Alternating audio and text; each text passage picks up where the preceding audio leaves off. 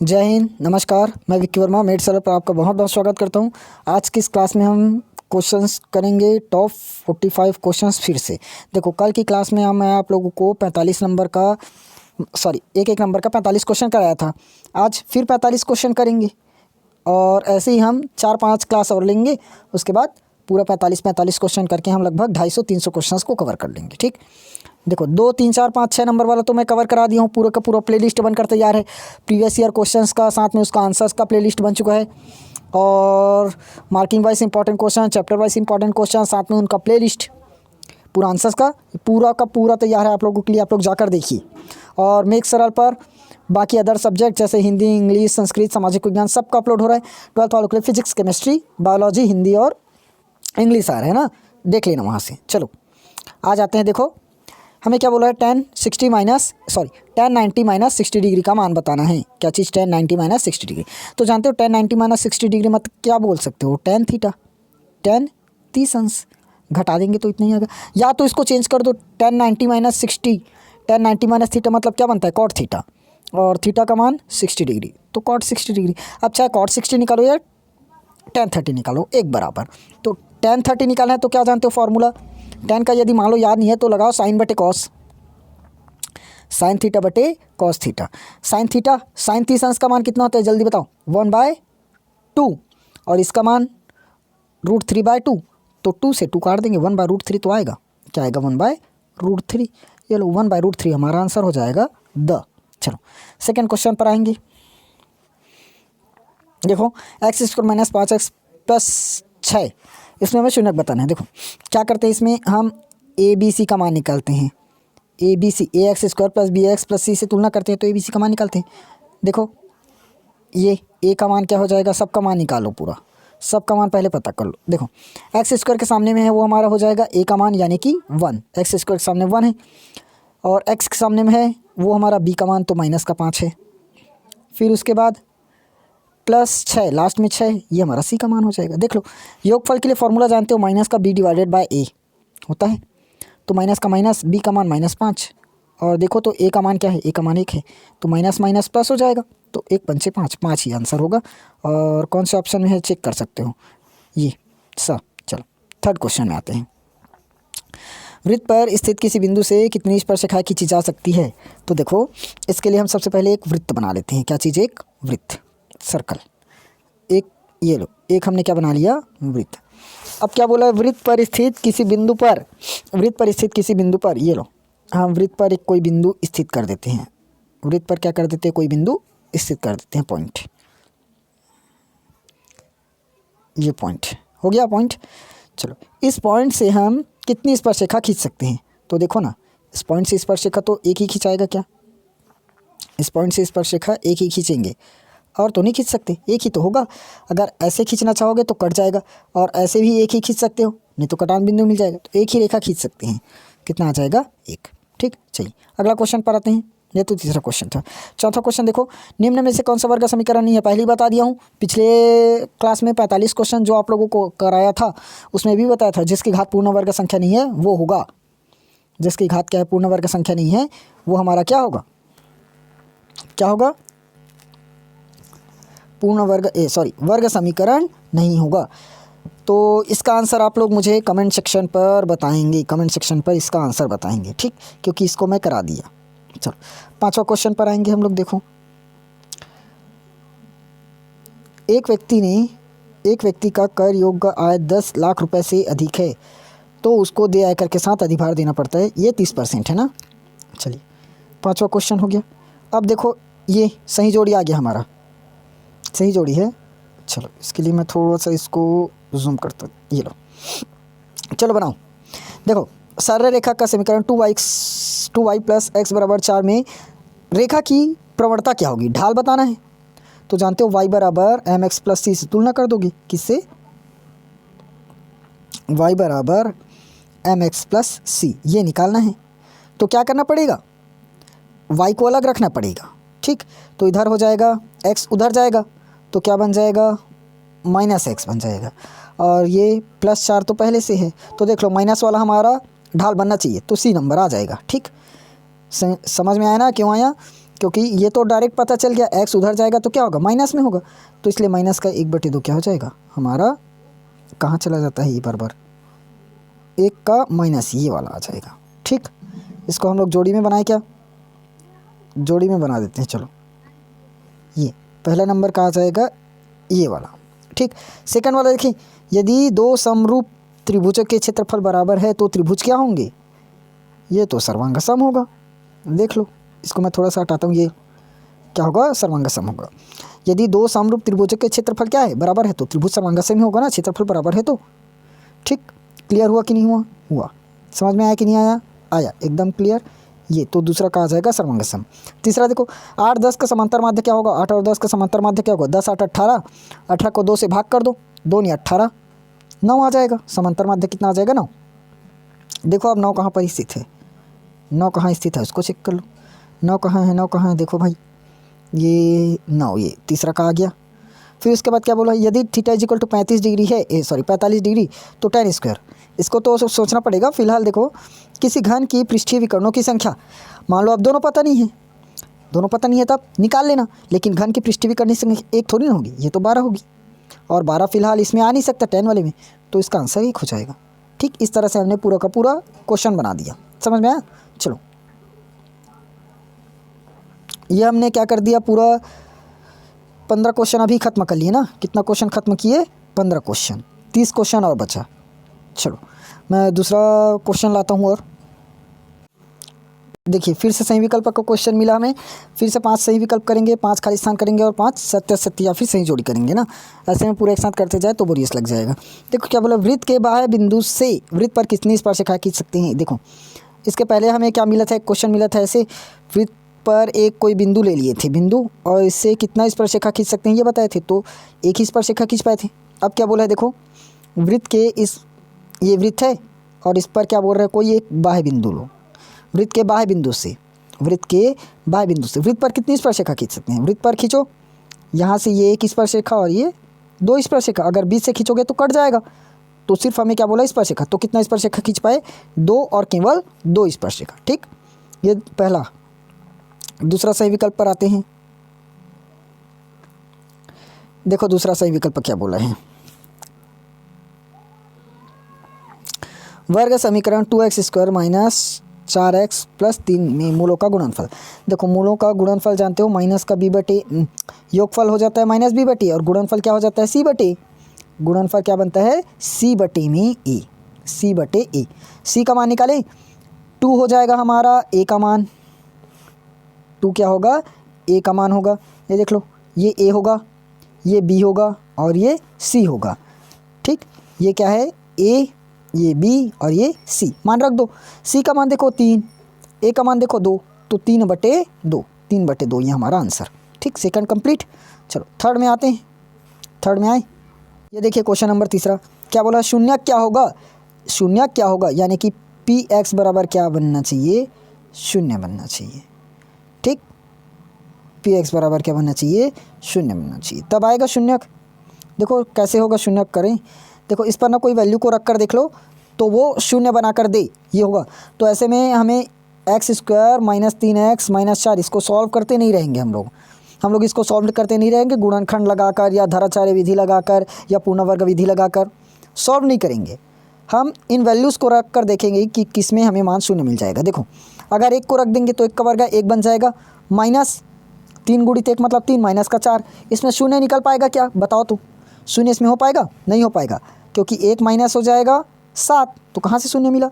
-2 रख कर देखें, -2 का वर्ग कर दोगे, -2 का वर्ग तो क्या बन जाएगा, ये 4 बना देगा, फिर माइनस, और पहले से माइनस है तो प्लस हो जाएगा, 3 दूनी 6, 6 - 4, -4 + 4 कट जाएगा, 6 आया, तो ये भी शून्यक नहीं बनाया। 2 को रख कर देखे, 2 को रखोगे वही जाएगा, 2 का वर्ग 4 करेगा, माइनस 3 दूनी 6 करेगा और ये -4 करेगा, -4 + 4 कटेगा, -6 आया। अब -1 रख कर देखते हैं, लास्ट ऑप्शन वही बचा, -1 का वर्ग करेंगे 1, बीच में माइनस और माइनस पहले से आएगा तो प्लस, 3 एकम 3 और -4, 3 और 1 4 + 4 और -4 कट जाएगा, तो -1 आंसर होगा। ठीक, इस तरह से थोड़ा ऑप्शन पर भी ध्यान रखना। चलो तीसरा खत्म, चौथे क्वेश्चन पर आते हैं। देखो इसको आप लोग बनाओ, पाँचों क्वेश्चन बताता हूँ। देखो ये तो हम लोग जानते हैं, सावधि जमा खाते में मूल्य ज्ञात करने का सूत्र क्या है? कई बार पढ़ाया हूँ, ए बराबर, और नहीं की हो तो क्लास को देखो, P1 + R / 100 पूरे की पावर में n। देखो मिश्र धन बराबर मूलधन और 1 + R/100 पूरे की पावर में समय रहना चाहिए। तो ये दोनों ऑप्शन तो पहले कट होना चाहिए, क्योंकि यहाँ पर दर दिया है, यहाँ समय रहता है, तो दो ऑप्शन सही हो सकता है। और मूलधन पहले थोड़ी ना रहता, मूलधन बाद में रहता है, पहले मिश्र धन रहता है।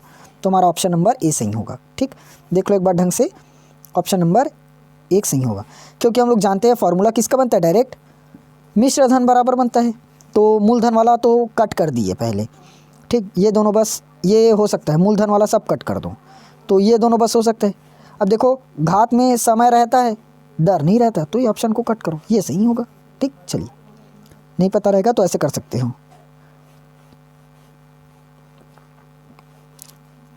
अब देखो ये उचित संबंध जोड़िए, फिर से आ गया हमें, एक और मिल गया। ये छोटा कैसे होगा, छोटा कैसे होगा, छोटा कैसे होगा, छोटा कैसे होगा।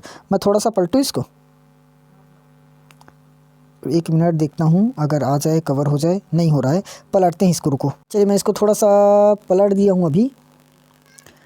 देखो क्या निकला, सरल रेखा 5x + 6y = 7 में हमें प्रवणता बताना है। प्रवणता बताना है तो जानते हैं y = mx + c, जस्ट अभी ऊपर कराया हूँ थोड़ा से पहले, y = mx + c, तो 6y को यहीं रखना पड़ेगा।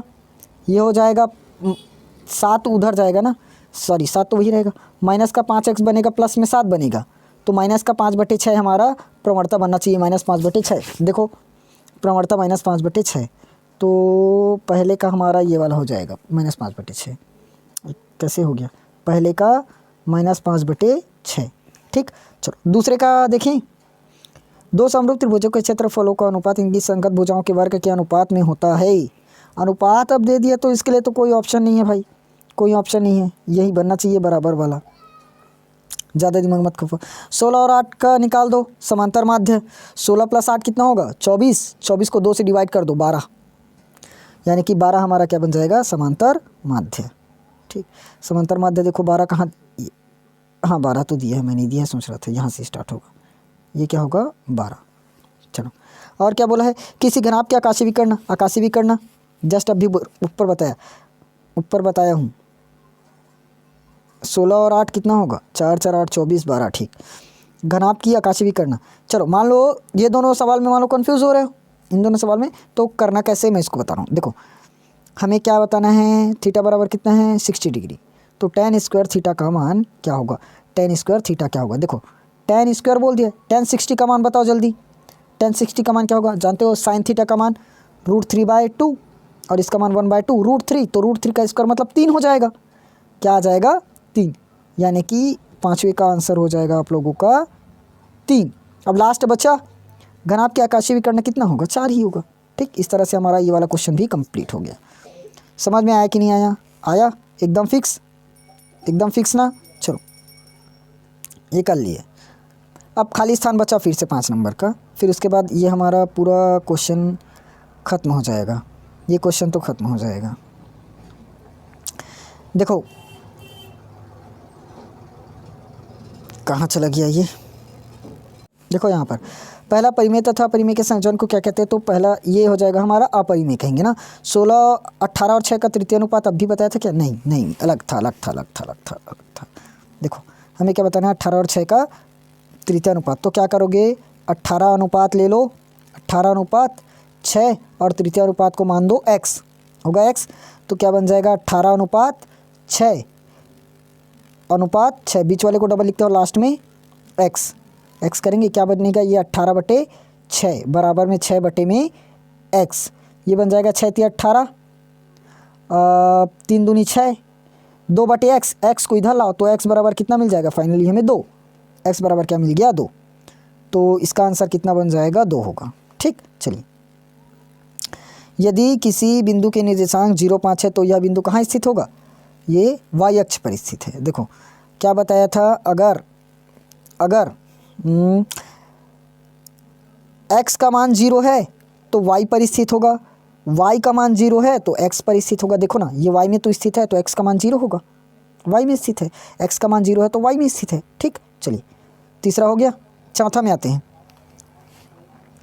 किसी व्यक्ति के सभी साधनों से प्राप्त आय पर जो कर लगाया जाता है उसे क्या कहते हैं? आयकर कहते हैं।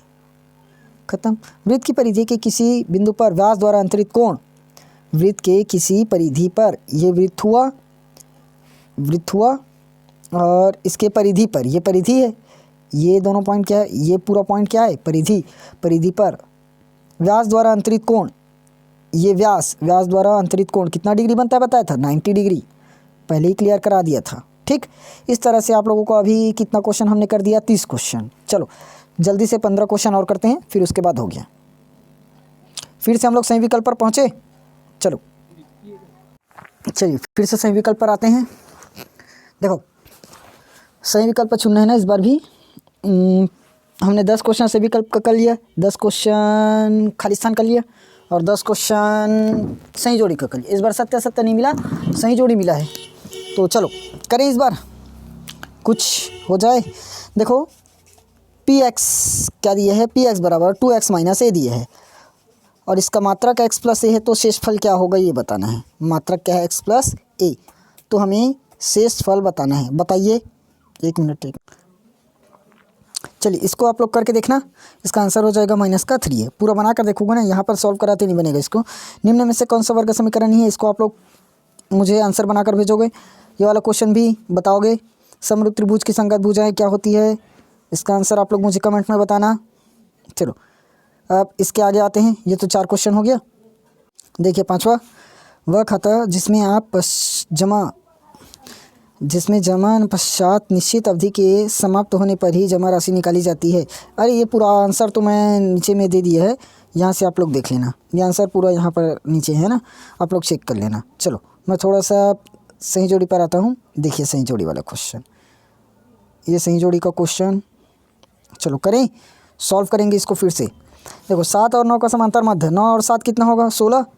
9 और 7 कितना होगा? 16। ठीक, 16 हो जाएगा। 9 और 7 16। 16 को हमें किससे डिवाइड करना पड़ेगा? 2 से, तो निकलेगा 2 8 16। समांतर मध्य पहला कितना हो जाएगा? 8। पहले का कहाँ मिलेगा हमें? 8, ये वाला। अरे एक मिनट, इसको चेंज करना भाई, इसको चेंज कर, जल्दी चेंज कर। क्या हो जाएगा ये? 8 8 8 8। देखो x प्लस वाई बराबर 5 में रेखा की प्रवणता, x प्लस वाई बराबर 5 में रेखा की प्रवणता देखो जानते हैं क्या होता है? y बराबर आप लोग पढ़े हो, y बराबर mx प्लस में c, ये जानते हैं, कई बार हो गया अभी कराते। तो यहाँ से चेक कीजिए, x को पक्षांतर कर डालो तो क्या हो जाएगा? y बराबर -x प्लस 5। x के सामने में क्या दिख रहा है? -1, तो -1 इसका आंसर हो जाएगा। फिर से क्या हो जाएगा? -1। तो सेकंड वाला देखो कहाँ निकला? सेकंड का निकला -1, ये -1 वृत्त पर। अब तीसरा देखो, वृत्त की स्पर्श रेखा पर स्पर्श बिंदु से जाने वाली त्रिज्या स्पर्श रेखा के अरे कहाँ बताऊँ मैं इसको, ये तो डायरेक्ट पता चल रहा है, इससे लंब होगी। बना दो नहीं इसी को। पृष्ठीय विकर्णों की संख्या में बता दिया था पिछली बार और बताया था। पृष्ठीय विकर्ण कितना होगा? 12 होगा, क्योंकि 1/3 तो नहीं हो सकता, यानी कि 1/3 यही होगा। थोड़ा सा दिमाग बस लगाना है। चलो नेक्स्ट, खाली स्थान बस और बच। चलिए देखिए 2 और 6 का मध्य अनुपात, इसको आप लोग कैलकुलेट करोगे। 2 और 6 का मध्य अनुपात कैलकुलेट करके मुझे बताओगे कितना आएगा। ठीक, क्या करोगे? 2 अनुपात लोगे और बीच में मध्य में बोला तो मध्य में लेना, और x, तो क्या बन जाएगा? 2 अनुपात x समानुपात x अनुपात 6। अब इसको सॉल्व करोगे, मैं पूरा नहीं बताऊंगा। उस जीवा को जो वृत्त की केंद्र से होकर जाती है, वृत्त का क्या कहलाता है? देखो ध्यान से देखना, ये हो गया हमारी एक वृत्त और 2 बिंदुओं को मिलाने वाली रेखा को कहते हैं जीवा। अब क्या बोला है? उस जीवा को जो वृत्त के केंद्र में से होकर जाए। कहाँ से होकर जाए बोला है? वृत्त के केंद्र में से। तो ये लोग वृत्त के केंद्र में से होकर चल, अरे इसको थोड़ा सा यहाँ से कर, कहाँ से जा रही है? वृत्त के केंद्र में से होकर। तो क्या कहलाती है? वृत्त का किस जैसा दिखा? वृत्त का व्यास नहीं लगा, तो क्या कहलाएगा? यहाँ पर व्यास होगा। ठीक, विषम संख्याओं का वर्ग सदैव क्या होगा? बताओ, जल्दी बताओ। देखो विषम संख्या का वर्ग, कोई भी विषम संख्या ले लो, मान लो 3 विषम संख्या है, विषम संख्या, तो 3 का वर्ग क्या हो जाएगा? 9। एक को मतलब 5 क्या है? विषम। 5 का वर्ग हो जाएगा 25 भी विषम, इनकी विषम संख्या का वर्ग क्या कहलाएगा? विषम। शिक्षा उपकर देय आयकर की राशि पर लगाया जाएगा। कहाँ पर? देय आयकर की राशि पर। उसके बाद यदि किसी बिंदु के निर्देशांक -4 और 0 हो, -4 और 0 हो तो कौन सा अक्ष पर स्थित हो। देखो अभी मैं बताया था, अगर x पर स्थित है तो y का मान क्या हो जाएगा 0। x पर ये क्या कर दिया मैंने, x पर स्थित है, किस पर, x पर स्थित है तो y का मान 0, y पर स्थित है तो x का मान 0। तो देखो यहाँ पर क्या 0 है, इसमें y का मान 0 है, y का मान 0 मतलब कहाँ पर स्थित होना चाहिए, x अक्ष पर स्थित होना चाहिए। ठीक, समझ में आया कि नहीं आया। इस तरह से आज हम लोगों ने टोटल 45 क्वेश्चन कवर किया है। कितना क्वेश्चन, 45 क्वेश्चन हम लोगों ने कवर किया। अब टोटल मैं पहले दिन कितना कराया था 45, और आज आप लोगों को करा दिया और 45, आज और 45, तो 45 और 45 टोटल हमने कितना क्वेश्चन कवर कर लिया, 90 क्वेश्चन। 90 क्वेश्चन हमने कवर कर लिया सिर्फ 2 ही दिन में, 2 दिन में 90 क्वेश्चन कवर कर लिया। अब इसका मैं 4 दिन और लाऊंगा ना, 4 दिन और लाऊंगा, मतलब 4 दिन और कराऊंगा तो एक दिन में 45 कर रहे हैं तो गिन लो कितना हो जाएगा। एक दिन में हमने कितना कवर किया 45, एक दिन में 45, और टोटल मैं इसको कराऊंगा 6 दिन। ठीक, तो कर सकते हो, 6 पंचे 30, 6 चौक 24, 24 और 3 27, 270 क्वेश्चन। 270 क्वेश्चन हमें करना है, और अदर इंपॉर्टेंट क्वेश्चन मैं 30 क्वेश्चन को और करा दूंगा। टोटल आप लोगों का हो गया 1 नंबर वाला 300 क्वेश्चन। देखो 1 नंबर वाला कितना क्वेश्चन पढ़ लिए हम लोगों ने, 300 क्वेश्चन। अब 300 क्वेश्चन पढ़ लिए तो और क्या चाहिए, 300 क्वेश्चन में आराम से फंस जाएगा, एक न एक 300 क्वेश्चन में आराम से फंसेगा पूरा 15 क्वेश्चन। ठीक, चलिए तो अब आएंगे कल की क्लास में ऐसे ही नए क्वेश्चंस के साथ। तब तक के लिए आप लोग अच्छे से पढ़ाई कीजिए और बोर्ड एग्ज़ाम की तैयारी बहुत अच्छे से कीजिए। वैसे भी आप लोगों का बोर्ड एग्ज़ाम अब ज़्यादा दिन बचा नहीं है, आने ही वाला है। ठीक, तो तैयारी एकदम फिक्स कीजिए, और आप लोग अपनी तैयारी को और एकदम मजबूत करना चाहते हैं तो हमारे मेक सरल चैनल के साथ जुड़ जाइए। वहाँ पर पूरे सब्जेक्ट्स का, ऐसी जहाँ ये पूरा इंपॉर्टेंट क्वेश्चन करा रहा हूँ मेक सरल पर मैथ्स का, यहाँ पर पूरा 10th और 12th मैथ्स का करा रहा हूँ, वैसे ही मेक सरल पर बाकी सभी सब्जेक्ट्स का मिल रहा है। तो आप लोग जाइए वहाँ देखिए। ठीक, चलिए मिलेंगे कल की क्लास में, तब तक के लिए जय हिंद, वंदे मातरम।